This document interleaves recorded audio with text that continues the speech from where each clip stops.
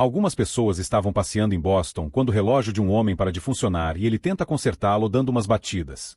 Ele havia agendado uma apresentação em uma empresa, mas antes de poder dar início cai de rosto em cima da mesa. A mesma coisa começa a acontecer na cidade, provocando pânico em todos os moradores. Enquanto isso, na Universidade de Chicago, o geofísico Josh estava mostrando como as frequências sonoras eram produzidas para seus alunos. Logo a aula termina porque 2 agentes do FBI entram na sala e o conduzem até a Casa Branca na presença de alguns generais. O mesmo aconteceu com Serge, seu amigo pessoal de longas datas, que tinha grande conhecimento em fabricar armas nucleares. Os 2 são conduzidos para o necrotério do exército, e o general Thomas explica para ambos o que estava acontecendo. Josh percebe que todas as pessoas que caíram mortas estavam usando marca-passos, teoria que é confirmada por Thomas. Em seguida, os 2 cientistas falam que o que provocou a morte destas pessoas não conseguia matar pessoas que não tinham problemas de saúde, mas Thomas vai embora e manda eles descansarem para uma reunião que acontecerá em breve. Em Londres, um pombo acaba caindo morto perto de uma criança, e logo em seguida acontece o mesmo com diversos pássaros que estavam voando nas proximidades. Parecia que os pássaros estavam atordoados com alguma coisa, que fazia com que eles batessem em carros e prédios, quebrando janelas e caindo em escritórios. Sem saber o que estava acontecendo, todo mundo começa a correr desesperados enquanto o caos tomava conta da cidade, causando diversos acidentes de carro e até fazendo um ônibus tombar. O evento é anunciado nos telejornais, e Josh percebe que o mesmo fato aconteceu em diversos países do mundo meses atrás. Ele se lembra que os pássaros navegam seguindo os campos magnéticos da Terra, e na mesma hora coloca a equipe dele para fazer diversas pesquisas. A ordem era para que eles procurem por incidentes estranhos em volta do planeta nos últimos 2 anos, enquanto torcia para que sua teoria estivesse errada. Rebecca, em sua nave, estava acompanhada do comandante Robert se preparando para entrar em órbita. Por alguns instantes o contato é perdido com a nave, mas ela consegue recuperar o sinal depois de alguns segundos, só para perceber que a nave saiu da trajetória. Não se sabe o motivo, mas todas as ferramentas de navegação falharam e agora eles estão prestes a descer fora do local de pouso. Quando eles se aproximam perto de uma cidade, Rebecca confere os arquivos e faz diversos cálculos. Ela passa instruções precisas para Robert conseguir pousar a espaçonave que por fim toca na água, mas acaba perdendo a asa de trás ao passar debaixo de uma ponte. Graças à experiência da mulher, a nave consegue aterrissar com segurança antes de atingir um trabalhador. No dia seguinte, Josh leva a pesquisa para o Dr. Conrad e fala para ele que o mundo iria acabar. Conrad não aceita os cálculos do doutor, porque não acreditava que os próprios cálculos que ele fez possam estar errados. Depois que Josh sai da sala, Conrad pega alguns arquivos que estavam guardados dentro de um cofre. Enquanto isso, Rebecca naquele momento se encontrava com Thomas e descobre que sua equipe de astronautas iria levar uma suspensão por causa do acidente com a espaçonave, e logo em seguida o comandante sai após receber uma ligação de Thomas. Rebecca sai para dar uma volta e observa diversas pessoas observando algumas luzes brilhantes no céu. Nesse momento, Serge e Josh estão bebendo num bar quando os agentes do FBI chegam para conduzi-los mais uma vez para a base. Depois ele chega numa sala cheia de homens importantes do exército, e Conrad gostaria que ele explicasse para ele sua pesquisa. Depois de informar que a Terra terá menos de 1 ano antes de ser destruída, ele dá detalhes usando uma fruta. O motivo da catástrofe era porque o campo eletromagnético que envolvia o planeta estava se desfazendo porque o núcleo da Terra parou de girar. Por causa disso, nos próximos meses, os aviões não poderão decolar, qualquer aparelho eletrônico será danificado, supertempestades vão rolar em todo lugar, e para piorar, o Sol vai fritar o planeta. Josh mostra exatamente como seria o desastre. Em seguida, Thomas sugere que eles deveriam tentar fazer o núcleo girar novamente, mas Josh diz que era impossível. O núcleo é do tamanho de Marte, o que seria como tentar fazer um planeta funcionar. E não era somente isso. Precisaria também cavar muito fundo até chegar no centro. Mas Conrad conhecia quem era capaz de tal proeza. Em seguida, um helicóptero chega em Utah, onde conhecem um doutor chamado Brass. Mas ele não fica nada feliz em ver Conrad porque o safado havia roubado sua pesquisa 20 anos atrás. Mas como o problema era o fim do mundo, então Brass decide ajudar e mostra uma máquina enorme que quebrava rochas através de ondas ultrassônicas. Em seguida ele mostra o poder da máquina, abrindo um buraco gigante em uma montanha em questão de segundos. Depois ele pega um rato pequeno e coloca dentro de uma caixa azul que ele criou, antes de ligar a mesma máquina no tamanho miniatura. O titânio que está atrás dela é perfurado, mas a caixa não sofre dano nenhum. Brass mostra que o rato também estava vivo, e explica que a caixa foi criada com um material que ele mesmo criou chamado inobitânio. Além da caixa converter calor em energia, também consegue aguentar altas pressões, o que queria dizer que quanto mais fundo e quente, mais carregada ela fica. Brass fala que levaria 10 anos para ele terminar seu projeto, e fala que mesmo se ele tivesse todo esse dinheiro, conseguiria terminar seu projeto em 6 meses, mas os militares autorizam ele a começar imediatamente. Em outro lugar, o FBI invade um apartamento do hacker Finn, que imediatamente apaga todas as provas em um micro-ondas e apaga todos os seus HDS com um desfibrilador. Depois de ser levado para um galpão, Thomas lê sua ficha criminal e o acusa dele ter 2 condenações por roubar dados do governo. Mas eles oferecem não mandá-lo para a cadeia agora se ele trabalhar para eles. O serviço que ele tinha que realizar era controlar as informações para que outros hackers não consigam acessar, e assim manter o projeto deles em segredo. O rapaz, após ouvir que terá livre acesso nos terminais do governo e do FBI, ele acaba concordando. Nesse momento, Rebecca estava em uma audiência sendo informada que o problema que a nave teve não foi culpa dela. E ainda ela ganha uma promoção por ter agido de forma inteligente e ter conseguido pousar a espaçonave. Por esse motivo, ela e Robert foram escolhidos para uma missão até o centro da Terra. Depois, todos os convocados se reúnem em um lugar ultra-secreto, e Josh ficou responsável por coordenar o grupo. Conrad não concorda com a escolha e vai reclamar com Thomas por achar que ele seria o mais indicado para tal missão, mas Thomas lembra que ele perdeu sua chance quando falhou no projeto passado. Em seguida, ele até zomba, perguntando se o projeto causou tudo isso. Depois, todo mundo é apresentado em uma reunião e Josh detalha as tarefas de cada um nos próximos 3 meses. Brass ficou responsável em construir uma nave para perfurar até o núcleo e depositar uma carga explosiva forte o suficiente para fazê-lo voltar a funcionar. Conrad vai calcular a intensidade da explosão necessária para saber a quantidade de explosivos usar, enquanto Serge ficava responsável em criar um reator nuclear para alimentá-la. Robert estava preocupado porque na vida real, ninguém tinha informações de como o núcleo é, e muita coisa é baseada em teorias, mas infelizmente é o melhor que todos conseguem fazer. A nave estava sendo construída com peças removíveis, para que eles possam descartar alguma, caso algo saia errado. No dia seguinte, diversos países também começam a se unir ao projeto, para que eles possam terminar o mais rápido possível. Enquanto isso, Finn estava programando um vírus robô, que procurava por palavras relacionadas a incidentes estranhos ao projeto, mas pretende manter o que está criando em segredo. Assim que eles têm o primeiro protótipo de navegação, a equipe dá início aos primeiros treinamentos, mas como eles estavam discutindo sobre quem deveria ser o líder, os testes iniciais acabam falhando. Quando anoitece, Rebecca continuava praticando como pilotar a máquina e acaba ficando desanimada por não conseguir. Em seguida, Robert aparece para incentivar a mulher, dizendo que ela tem capacidade e que ser líder era uma questão de tomar boas e más decisões. Em um dia normal, a equipe percebe que uma tempestade de raios estava se aproximando muito rápido, e Finn confirma que ela estava sendo transmitida no telejornais para todo o planeta. Por causa da tempestade, os eletrônicos em todos os países começaram a falhar e a dar choques em quem encostava. Diversos raios começaram a cair em várias cidades e outros acabam destruindo o Coliseu, gerando um pânico geral e fazendo a galera correr. Vários prédios e estátuas são atingidos ao mesmo tempo. Depois de um tempo, a cidade vira um monte de ruínas pegando fogo. A equipe sabia que precisa trabalhar ainda mais e terminar o projeto antes que o caos se instaure.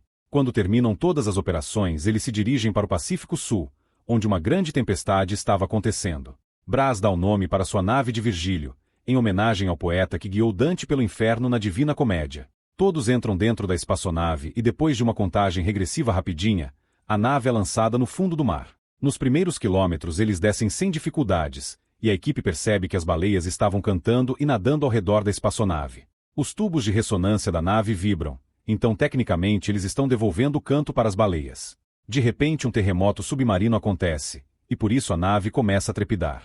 Enormes pedras começam a despencar e a bater na nave, mas a equipe decide ficar na área porque a crosta é fina. Eles aceleram a Virgílio enquanto ela avança, mas ficam preocupados se os lasers vão ter pressão suficiente para prosseguir. A sorte é que eles tomam a decisão perfeita antes de atingir o solo, e o gerador finalmente liga, passando pela crosta externa sem problemas. Rapidamente a nave é envolvida por um magma, mas o inobitânio é tão resistente que não afeta nenhum sistema de programação e o calor não lhes causa nenhum incômodo. Com todos os sistemas funcionando de forma operacional e as comunicações em perfeito contato com a base, Virgílio começa a realizar a perfuração. Nesse momento a equipe calcula que tem umas 15 horas para chegar na fronteira entre o núcleo interno e o externo.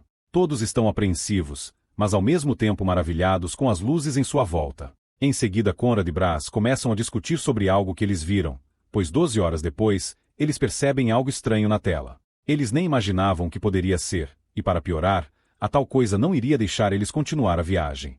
Josh nota que tinha um espaço vazio que eles nunca tinham ouvido falar, e por esse motivo o computador também não sabia fazer análise do que era aquilo. Sem que eles possam ter tempo de calcular uma nova rota, a nave atravessa por aquele espaço vazio e destrói um monte de cristais, passando agora a ficar com muito mais velocidade.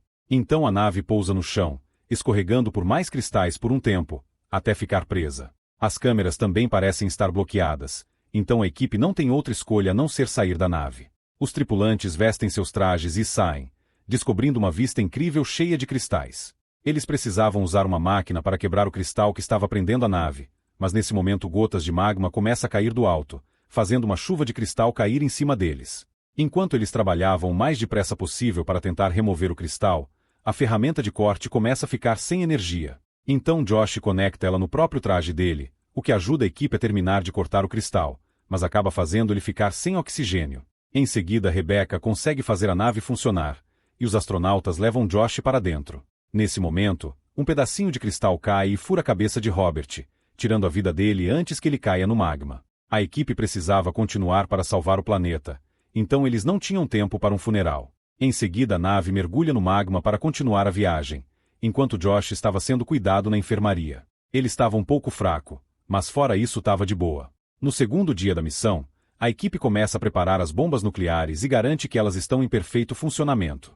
Logo aparecem algumas pedras enormes e pretas na frente da nave, e Conrad percebe que são diamantes gigantes. Rebecca toma muito cuidado ao descer com a nave, pois era perigoso descer entre os diamantes para conseguir passar pela área. No início parecia que eles saíram sem nenhum problema, mas quando estavam quase fora do perigo, um diamante acaba danificando a última parte da nave que continha os temporizadores de detonação.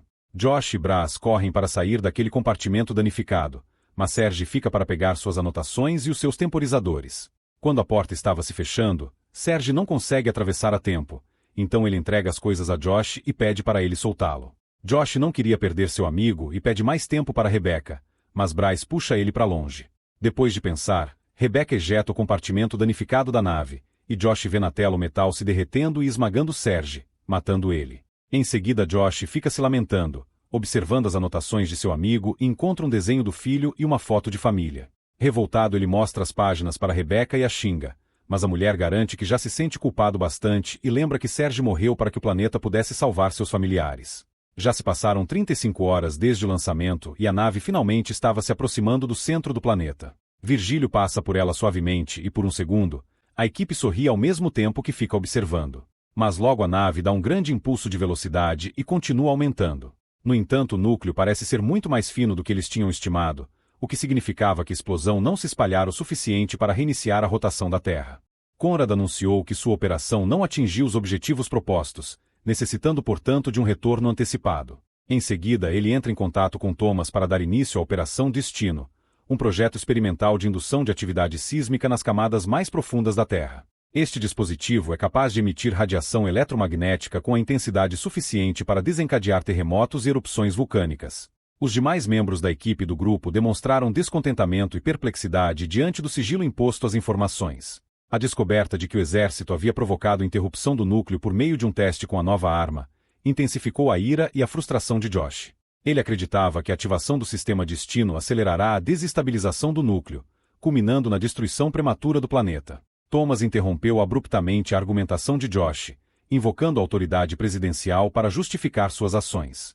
Diante da imposição, Josh buscou uma alternativa propondo acesso ao núcleo para tentar uma nova abordagem. Caso a operação falhe, a ativação do sistema Destino se tornava uma possibilidade concreta, apesar das fortes objeções de Conrad, que alerta para o risco de perdas humanas. No entanto, Rebecca e Braz manifestam apoio à proposta de Josh.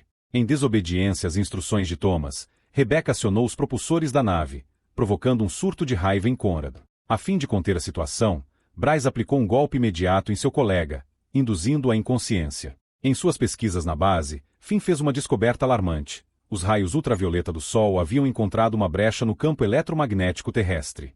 Essa energia causou um aumento drástico na temperatura da água, levando à morte em massa da vida marinha. Por esse motivo, a temperatura dos veículos elevou-se rapidamente, enquanto a estrutura da ponte Golden Gate, submetida a tensões extremas, apresentou rachaduras culminando em sua fratura. Em seguida, um grande número de veículos motorizados foi submerso, resultando em perdas humanas. Logo após estes desastres, incêndios de grandes proporções alastraram-se pela cidade, interrompendo o fornecimento de energia elétrica em toda a costa oeste. Temendo um apagão generalizado em escala nacional nas próximas horas, Thomas decide acelerar o processo de lançamento do sistema Destiny. Finn enviou uma mensagem cifrada a Josh, propondo sua colaboração, enquanto Josh por sua vez solicitou que ele adiasse o lançamento do sistema Destiny. Apesar de ter conseguido identificar a localização exata do sistema Destiny no Alasca, Finn enfrentava obstáculos significativos devido aos avançados sistemas de segurança cibernética da região, o que o leva a um estado de frustração. A bordo da nave, Josh e Bryce persistem em seus cálculos buscando uma solução para o problema. Após ouvir atentamente a conversa, Conrad propôs uma nova abordagem. Em vez de uma detonação única e massiva, seria mais eficaz fragmentar as bombas e detoná-las em sequência, gerando uma série de ondas de choque que se amplificariam gradualmente. Essa nova estratégia implicava na necessidade de uma distância ainda maior do ponto de detonação para garantir a segurança da equipe. Após 42 horas de trabalho ininterrupto, a equipe concluiu com êxito a modificação das bombas e a elaboração de um plano de ação mais eficaz. Eles vão colocar cada bomba em uma seção diferente da Virgílio e ejetá-las uma por uma. Bryce fala que a nave não podia ejetar compartimentos não danificados. Então eles terão que soltar o pistão da engrenagem que os mantém presos manualmente. Para realizar essa proeza, seria necessário que o indivíduo adentre um ambiente de dimensões reduzidas e desarme o fluido que estava a uma temperatura superior a 9.000 graus Celsius. Indignados com a situação, Josh e Conrad reagiram com veemência, momento em que Bryce, assumindo a autoria do projeto, justificou sua atitude, alegando que o autor tinha o direito de concluir sua obra. Em uma despedida marcada pela emoção, Bryce revela a Josh, Rebecca e Conrad sua verdadeira relação com a nave, confessando que apesar de ser sua propriedade, sempre desejou que pertencesse a eles. Ao abrir a escotilha, Bryce foi imediatamente submetido a uma intensa rajada de ar quente que o desequilibrou e quase o derrubou. A ferramenta inicialmente segura pela sua mão tornou-se incandescente, e ao ser solta fundiu a superfície metálica. A intensa temperatura dificultava os movimentos de Bryce, que com as mãos queimadas tentava arduamente abrir uma pequena câmara para ativar o sistema manualmente. Ao desmaiar, Bryce foi considerado recuperável por Rebecca, que propôs um resgate, mas sua solicitação foi negada por Bryce, que insistiu na detonação da bomba. Com a colaboração de Josh, Rebecca acionou o mecanismo de propulsão, culminando na ejeção de Bryce. Paralelamente, Flish continuava sua investida para acessar o sistema do Destiny. Tendo concluído a preparação do primeiro artefato explosivo, Conrad e Josh se retiraram da sala, precedendo a ejeção do compartimento por Rebecca. Ao mesmo tempo, Thomas recebe uma ligação dizendo que o Destiny finalmente estava pronto para ser ativado. Enquanto no Alasca a contagem regressiva se iniciava, Flish, em uma ação rápida, consegue acessar e desligar o sistema Destiny. Impulsionado por suas suspeitas, Thomas observou Finn, que fingiu estar apenas jogando um jogo online. Em seguida, a Virgílio liberou os compartimentos 2 e 3 sucessivamente sem registrar incidentes. Imediatamente antes da liberação do quarto compartimento, constatou-se um erro nos cálculos, tornando necessário o emprego de uma carga explosiva superior à inicialmente prevista. Para não bater em uma pedra, uma manobra evasiva súbita da nave resultou na projeção da bomba, que aprisionou Josh contra a parede. Rebecca esclareceu que a nave foi atingida por uma descarga energética, impossibilitando a manutenção da trajetória original por um período prolongado. A tentativa de Conrad em remover a bomba revelou que ela era muito pesada, levando Josh a propor sua retirada do local imediatamente. Nesse momento, Rebecca corrige o curso e a nave treme mais uma vez, fazendo a bomba cair e Conrad bater a cabeça em uma prateleira. A trajetória da bomba resultou no aprisionamento das pernas de Conrad, impedindo sua mobilidade. A tentativa de remoção por parte de Josh revelou realmente que a bomba era muito pesada. Com um ato de coragem e patriotismo, Conrad projetou Josh para fora da área de perigo buscando preservar sua vida. Através da câmera e antes de partir para o além, Conrad transmitiu a Josh uma instrução necessária: ativar o reator da nave para aumentar a potência da última bomba. A separação do compartimento desencadeou o deslocamento da bomba. Contudo, Conrad não conseguiu escapar a tempo. Josh vai rapidamente desligar a energia e retirar o reator usando uma corrente, mas elas não suportam o peso e quebram. Ele não tem outra opção a não ser usar as próprias mãos, queimando-as ao segurar. Depois ele leva o reator até a última bomba e aperta o botão de ejeção de emergência, saindo do compartimento antes da porta se fechar. Em seguida, Josh retorna para a sala de controle e fala com Rebecca que a nave não estava carregada e eles não podiam retornar para a base, mas ela acreditava que ele havia feito a coisa certa e enfaixa a mão dele enquanto aguardavam a bomba explodir. Após a primeira bomba ser detonada, Josh se lembra o que Bryce havia falado, que o inobitânio podia transformar calor em energia. Ou seja, ele poderia utilizar as ondas de calor das explosões para recarregar as baterias da nave. Eles iniciam a mudança da fiação da nave enquanto as bombas detonam uma após a outra, e os cientistas percebem logo em seguida que alguma coisa estava acontecendo no núcleo, observando pelas telas. Quando chega a vez da bomba de Conrad, ele começa a dar risadas enquanto sua cabine explode. Após a explosão de todas as bombas, o núcleo começa a girar de novo, enquanto os funcionários na base vão à loucura. Rebecca e o Josh terminam de refazer a fiação do sistema e a nave fica completamente recarregada. A empolgação dos dois passa dos limites que eles até se beijam. A nave parte em disparada em uma velocidade fascinante e as ondas de choque chegam à superfície. Finn comenta com a equipe o que estava acontecendo no mundo, dizendo que as tempestades estavam se desfazendo, e isso era porque o planeta estava voltando ao normal. Rebecca fica responsável em retornar com a nave com segurança, passando por diversos caminhos perigosos, atravessando placas tectônicas até finalmente chegar a uma área perto do Havaí. Infelizmente, aonde eles pousaram era um lugar extremamente gelado e a energia da nave era abastecida com o calor do magma. Por esse motivo, a nave desliga e perde contato com a central. Rapidamente o exército envia uma equipe de resgate, mas eles procuram por horas e não acham nada. Thomas estava quase desistindo, porque a única coisa que aparecia no sonar eram baleias. Mas Finn se lembra do que rolou no começo e diz para os soldados seguirem as baleias para encontrar a Virgílio. Rebecca e Josh são resgatados com sucesso e ficam tristes porque o mundo não conhece os heróis que se sacrificaram para salvar a Terra. Uma semana depois, Finn estava tomando um lanche e vaza todos os arquivos confidenciais na internet para que o mundo conheça a história por trás do Destiny e da Virgílio. Terminando assim o núcleo, Missão ao Centro da Terra, filme de ficção científica e suspense de 2003. Este é o canal Prime Resumo, e se você gostou desse vídeo não deixe de comentar aqui embaixo. Aproveite também e deixe o seu like. Espero você no próximo vídeo. Até mais.